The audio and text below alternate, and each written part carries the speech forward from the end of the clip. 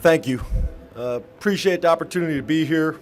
I want to thank the commissioner and congratulate the commissioner. I think he's done a phenomenal job of positioning our conference in a position of strength in a very, very challenging time in college athletics history. So many changes, and has done a really good job and done a great job of communicating with the head coaches, with the ADs, and with the presidents. I want to welcome the 4 new teams to our conference. What an exciting time in college football. What an exciting time for the Big Ten. Going to create some really, really exciting matchups that I think our fans are going to enjoy, but also obviously going to create some challenges as well.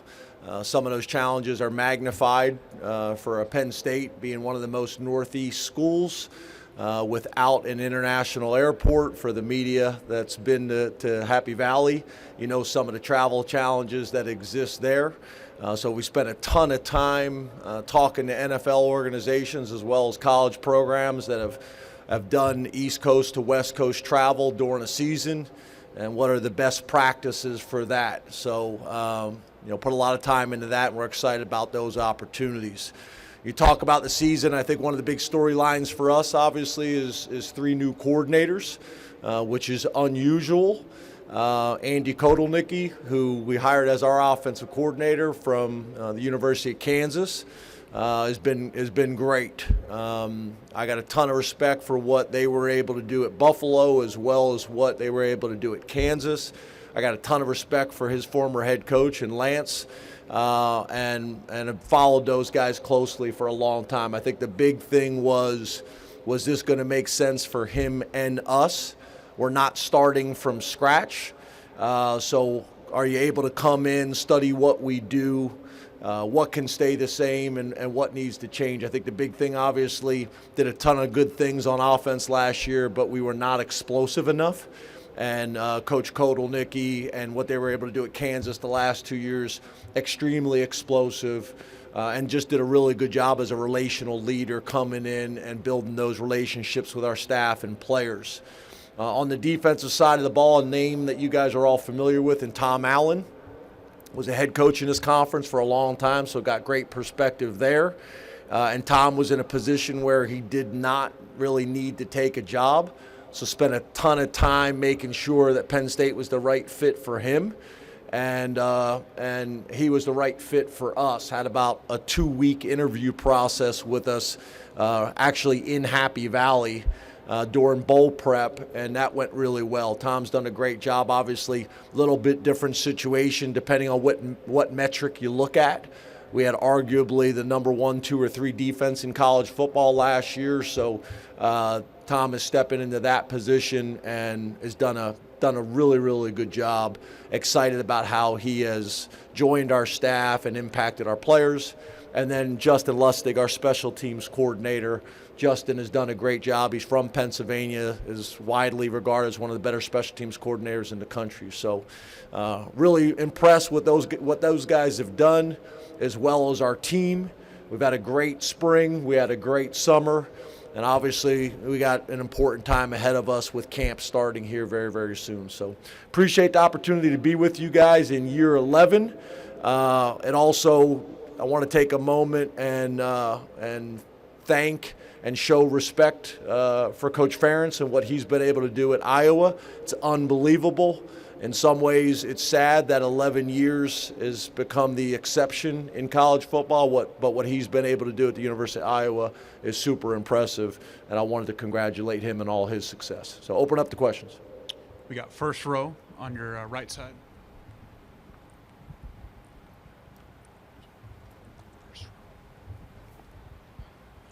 Kenneth Berry, Touchdowns and Tangents. Hey, Kenneth. How's it going? Good morning. Coach, in all your years, you look back at, the Vanderbilt year where you guys had a record-breaking season. You look at the year you made it to the Rose Bowl, with Saquon and everything. How close do you feel like this team is, and how much do you feel like they mirror the character and the identity of those teams? And this being your 11th year in the conference, how good does it feel seeing the influx of African-American head coaches, not only just getting jobs across the landscape, but the Big Ten pretty much leading all of the conferences with the number of African American head coaches that are currently present? Yeah, I'll answer the second part first. I love the fact that the Big Ten is one of the leaders in this space. I think that sends a very, very clear and loud message that people are going to be judged by their work and their production. And I think the Big Ten is a great example of that. Obviously, something that myself and Mike Loxley and a lot of the guys take a ton of pride in and have done a ton of work on as well. And hopefully that becomes more of the trend across college football as well as the NFL. Just spent some time the other day with Raheem Morris, who's one of my best friends. He was the defensive coordinator at Kansas State when I was the offensive coordinator, and is now the head coach of the Atlanta Falcons, getting a second chance, which is also not common. So I think that's powerful. And then, about our team and maybe some of the similarities to some of the teams that we had at Vanderbilt and over our time at Penn State as well. I think it starts with the three gentlemen that we brought with us, to this event. Guys that are experienced guys that have had a ton of success on the football field. They've handled themselves the right way academically on and off the field, and have won a ton of games. They're guys that embrace that we're at a place like Penn State where we've been able to consistently, for the most part, win 10 or 11 games, but that's not the expectation at Penn State. They chose Penn State, just like I chose Penn State, to compete for championships, and we embrace that.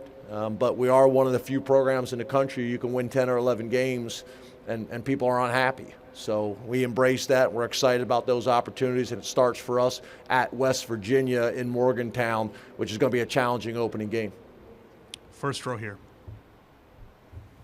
Good morning, Coach. Nick Hamilton, Nightcast Media. Hey, Nick.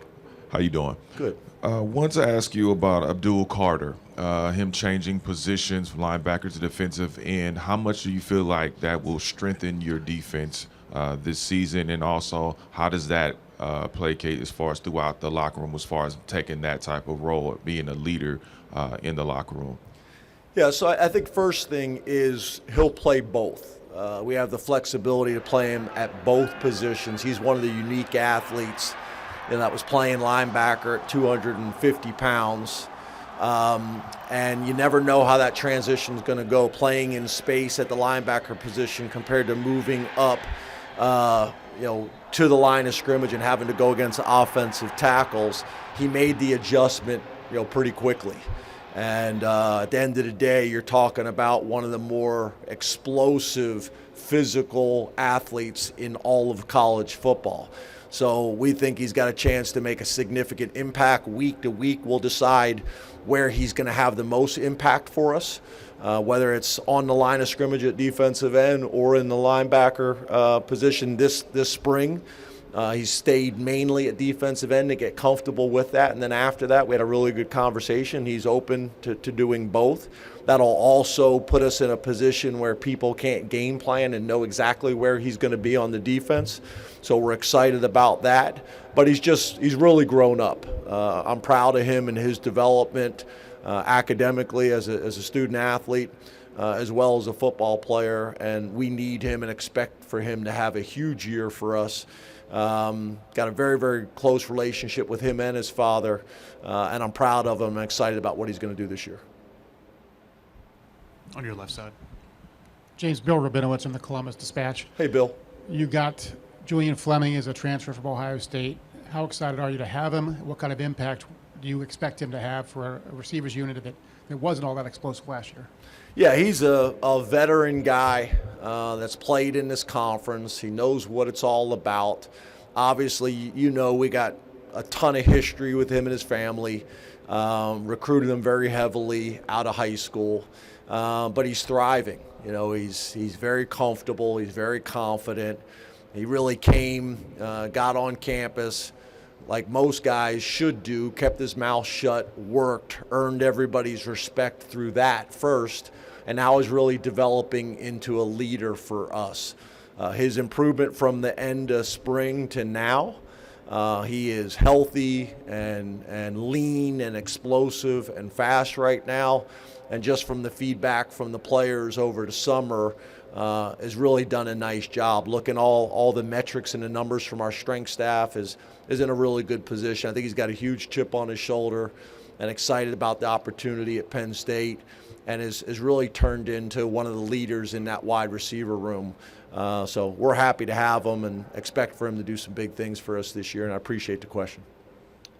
Last row on your right side. Coach Franklin, Kyle Golick, Mike Farrell Sports. Hey, Kyle. Hey, how are you? Good. Hey. Tell Mike I said hi. Will do. Hey, you mentioned earlier about Southern Cal, Oregon, UCLA, Washington joining the league. After the 2018 Ohio State game, you had your, what I refer to as the epic good to great to elite rant. So with these teams coming in, where do you feel Penn State stands in the pecking order? And a follow-up, if you don't feel Penn State's quite at elite, what do you think the Nittany Lions have to do to achieve the elite status? Yeah, I would describe it as a speech, not a rant, first of all. But no, I think, again, back to the comment earlier, you're talking about a program that you can win 10 or 11 games and people are not happy or satisfied. And that's inside the Lash building and that's outside of the Lash building. We totally get that and embrace that. I think our players understand that when we recruit them. Our staff understands that when we hire them. And as the head coach, I embrace all those things as well. I think week in and week out, the Big Ten is arguably the best conference in all of college football. I've been fortunate to be a head coach in the SEC as well as the Big Ten, so I think I got good perspective on that. And then, like you mentioned, adding the 4 new schools makes it even more challenging. So we'll have an opportunity to figure that out real quick, starting at West Virginia. We're fortunate to play most of those teams that we discussed. We want to play those teams that you discussed, both that have been in the conference historically as well as that have been added.